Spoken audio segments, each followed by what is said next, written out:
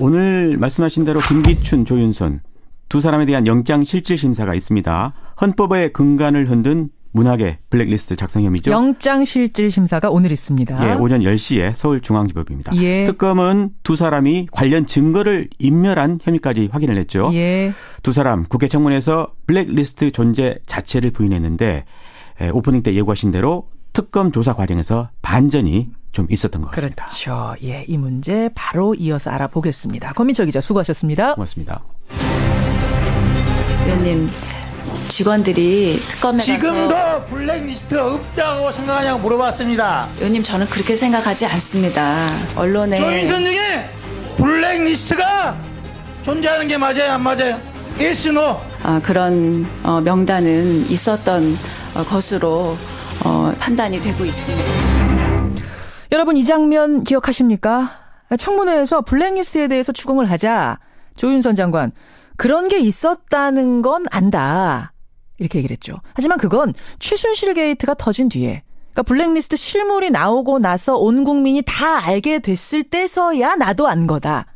여기까지 얘기한 겁니다. 그러니까 끝끝내 나는 블랙리스트 작성과는 아무런 관련이 없다라고 부인을 해온 거죠. 그런데 놀랍게도 특검에서 자백을 했답니다. 김기춘 전 비서실장의 지시로 블랙리스트를 작성했다. 이렇게요. 예, 오늘 아침 CBS의 단독 보도입니다. CBS 특별취재팀 김현지 기자 연결을 해보죠. 김현지 기자 나와 있습니까? 네, 나와 있습니다. 그러니까 이게 지금 주변인 진술이 아니라 조윤선 장관 본인의 진술을 특검이 확보한 겁니까? 네, 그렇습니다. 이 특검팀이 조윤선 장관으로부터 자백에 가까운 진술을 받아낸 걸로 취재 결과 확인이 됐습니다. 뭐라고 한 거예요? 그러니까 청와대 정무수석 시절에 김기춘 비서실장이 블랙리스트를 작성하라고 시켰고 예. 난 그래서 그 지시 따랐을 뿐이다. 이렇게 진술을 했다는 건데요. 예. 이 김기춘 실장 하면 다 아시다시피 청와대 2인자, 대통령의 그림자, 왕 실장, 이 별명만 해도 카리스마가 엄청납니다. 그렇죠. 나이 차이도 거의 아버지 뻘이거든요. 예. 이런 왕 실장이 시켰는데 내가 말 안 들을 수 있겠냐. 어쩔 수 없었다는 식으로 실토한 걸로 보입니다. 근데 그동안은 검찰 조사든 청문회든 언론과의 인터뷰에서든 완전히 모르쇠 아니었습니까?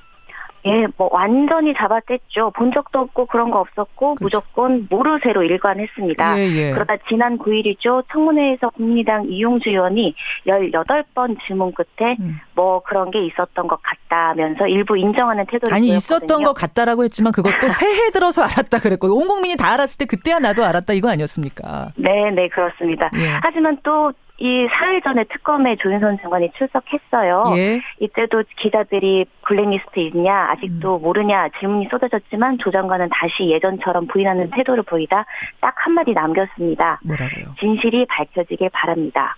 그리고 21시간 동안 조사받으면서 예. 결국 본인이 진실을 밝힌 셈이 됐습니다. 그렇게 되는 거군요. 아니 어떻게 모르쇠로 일관하던 정말 눈 하나 깜빡하지 않고 일관하던 조윤선 장관의 입이 풀린 걸까요?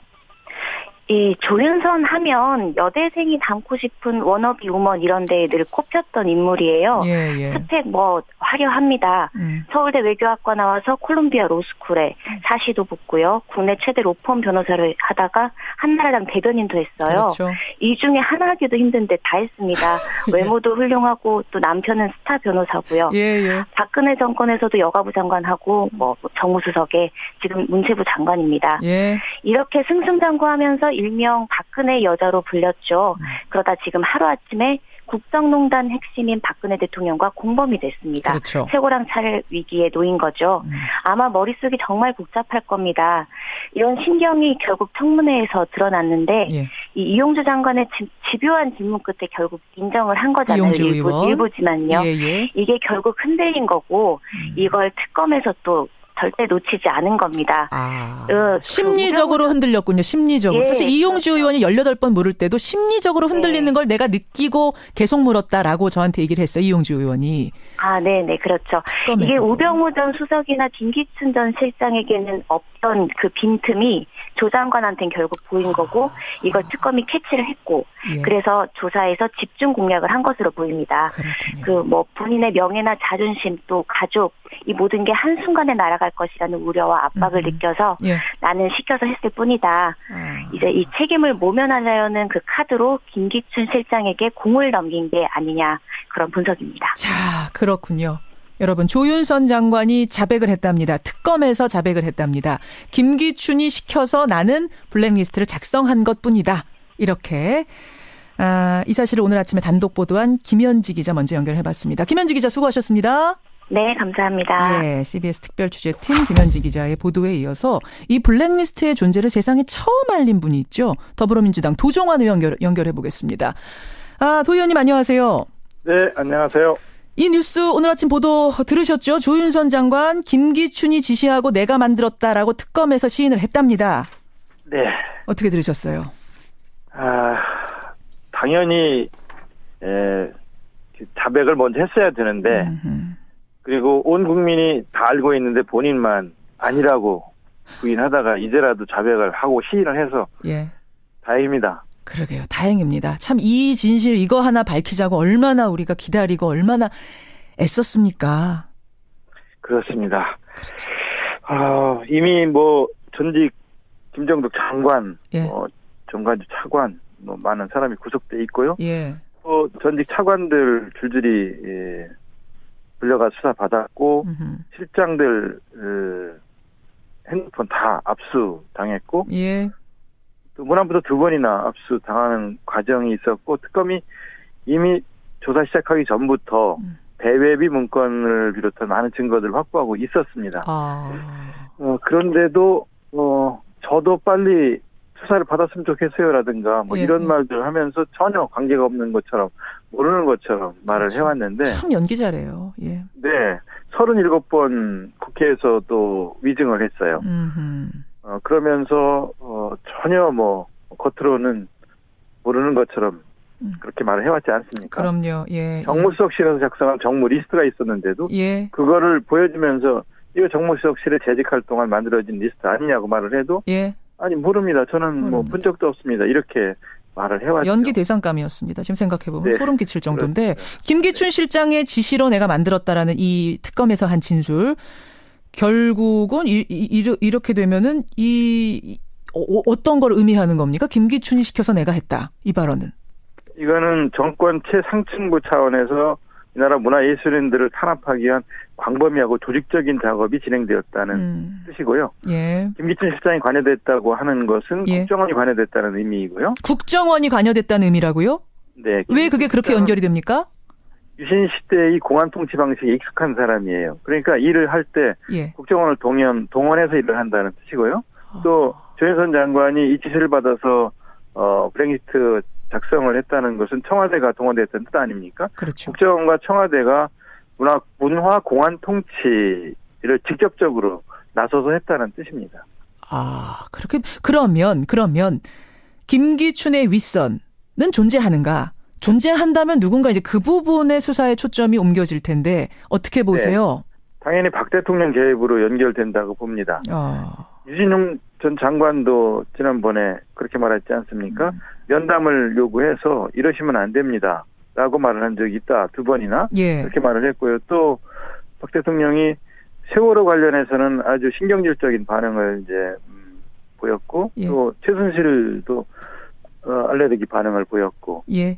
금요일엔 돌아오렴 이런 책들, 눈먼 자들의 국가 이런 책들을 낸 창비나 문학동네에 대해서 제재와 관련된 발언을 한 것 이런 것들이 증언이 있기 때문에 예. 박 대통령이 연결된 것이다 이렇게 보게 되겠습니다. 김기춘의 지시였다라는 것까지는 이제 자백이 나왔고 결국은 그 윗선까지 연결되는 거 아니냐라는 도종환 의원의 생각. 그러면 결국 이 블랙리스트도 최순실까지 연결된다고도 보세요? 최순실보다는 저는 이제 박 대통령이 직접 알고 있었던 사실이고 이 문제와 관련해서 반대파도 포용해야 됩니다라고 이야기하면서 이 문제와 관련된 의견을 듣기도 하고 또 어떤 때는 알았다고 했고 어떤 때는 침묵으로 방조한 사실이 있기 때문에 박 대통령이 연결된다고 저는 봅니다. 그렇게 보세요. 청취자 황은지 님이 지금 질문 주셨는데 진짜 궁금한 건 그럼 김기춘 실장은 이른바 독박을 쓸까? 아니면 조윤선처럼 또 그 윗선을 부을까? 이렇게 질문 주셨어요. 결국 김기춘 실장이 자기 손에서 다 안고 갈 것이냐 아니면 박근혜 대통령까지 끌고 갈 것이냐 어떻게 보세요? 김기춘의 맹목적인 충성도나 지금까지 한 행태로 보면 뭐 박 대통령까지 연결시키지 않고 이렇게 많은 증거를 들이대면 제 책임이다라고 할 거로 짐작이 됩니다만 예. 그것도 부인할 가능성도 있습니다. 나는 모른다. 난 또 모른다. 예. 그런 조윤선 장관이 또 거짓말하는 예. 거다. 네, 그렇게 말할 가능성도 배제할 수 없다고 봅니다. 그렇군요. 예. 어쨌든 특검에서 이제 조윤선 장관이 이미 이렇게 자백을 했고 김기춘, 조윤선 두 사람에 대한 영장실질심사가 오늘 있습니다. 이재용 부회장처럼 또 기각되지는 않겠네요. 이 정도 나왔으면. 기각되어서는 안 되고요. 직권남용의 명백한 물증들이 있고 수많은 사람들이 증언이 있고 그 지시를 받아서 일을 행한 사람들이 있고 또 조윤선 장관까지도 김기춘 실장의 지시였다고 말을 하고 있기 때문에 예. 법적 책임을 지는 건 당연하다고 봅니다. 당연하다고. 국회 위증죄도 여기 추가되겠는데요. 위증을 워낙 많이 해서. 당연합니다. 위증죄로 이미 이제 고발이 된 상태이고 또 김기춘 실장이 청문회 나와가지고서 예. 모릅니다 연속으로 답변했지만 예. 이 모든 책임을 다 져야 된다고 생각합니다. 직권남용, 권리행사 방해죄, 예. 창작의 자유, 표현의 자유를 침해한 헌법 위반의 죄들을 다 책임져야 된다고 생각합니다. 예. 지금 청취자 한 분이 질문 주셨어요. 마지막 질문으로 이걸로 하겠습니다. 이렇게 똑똑하다는 분들이 대한민국에서 정말 내노라는 학교 다니고 최고 위층까지 갔던 이런 사람들이 왜 국정농단의 한 축으로 기능을 했을까? 시키는 대로 왜 했을까? 왜 했을까요? 이 사람들은 위만 쳐다보는 사람들이고요. 자기를 임용한 사람들에 대한 충성만 생각하는 사람들인데 아하. 공직자라는 게 국민에게 봉사하는 일을 하는 사람들이거든요. 물론이죠. 시키는 대로만 하는 사람은 똑똑한 사람이 아닙니다. 아무리 머리가 좋아도 내가 어떻게 있는 자리에서 있는 권한을 가지고 있는 동안 국민을 위해서 무엇을 할 것인가를 생각했어야지 진정으로 현명한 것이죠. 정의로운 적은 없고 그리고 시키는 대로만 한 사람들은 똑똑한 사람이라고 볼 수 없습니다. 이런 사람들이 그동안 다 나라를 망쳐왔던 네. 한마디로 헛똑똑이네요. 헛똑똑이. 그렇습니다. 여기까지 말씀 듣겠습니다. 고맙습니다. 네, 고맙습니다. 예, 이 블랙리스트의 존재를 세상에 처음 알린 분입니다. 더불어민주당 도종환 의원까지 만났습니다. 다시 한번 말씀드립니다. 조윤선 장관이 특검에서 김기춘 실장의 지시로 블랙리스트를 작성했다라는 사실을 인정했다는 특검발 오늘 CBS 단독 보도 전해드렸습니다.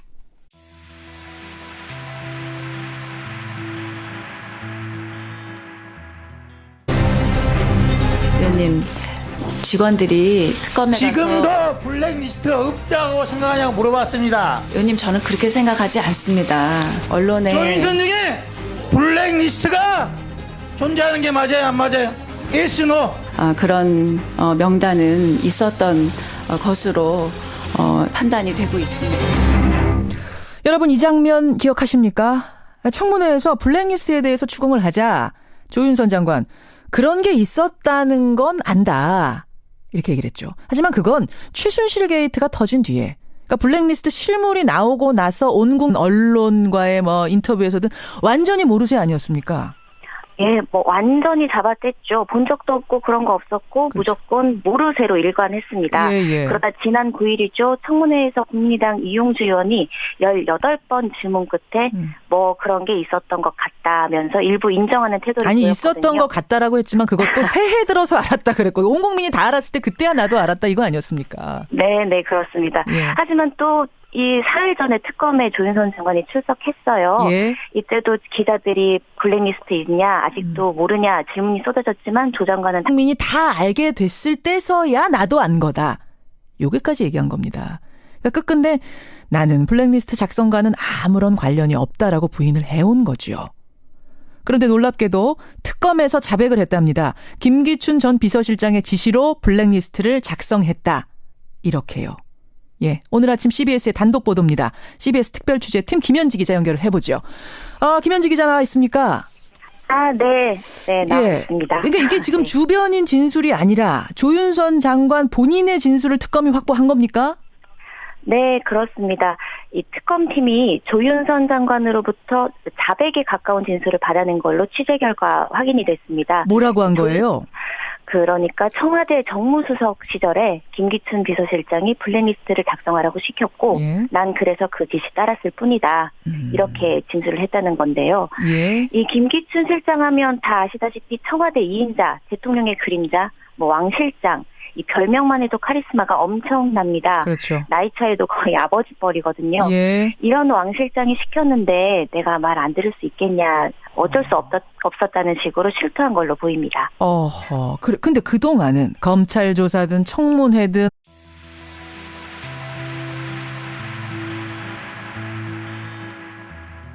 오늘 말씀하신 대로 김기춘, 조윤선 두 사람에 대한 영장 실질 심사가 있습니다. 헌법의 근간을 흔든 문학의 블랙리스트 작성 혐의죠. 영장 실질 심사가 오늘 있습니다. 예, 오전 10시에 서울중앙지법입니다. 예. 특검은 두 사람이 관련 증거를 인멸한 혐의까지 확인을 했죠. 예. 두 사람 국회 청문회에서 블랙리스트 존재 자체를 부인했는데 오프닝 때 예고하신 대로 특검 조사 과정에서 반전이 좀 있었던 것 같습니다. 그렇죠. 예, 이 문제 바로 이어서 알아보겠습니다. 권민철 기자 수고하셨습니다. 고맙습니다.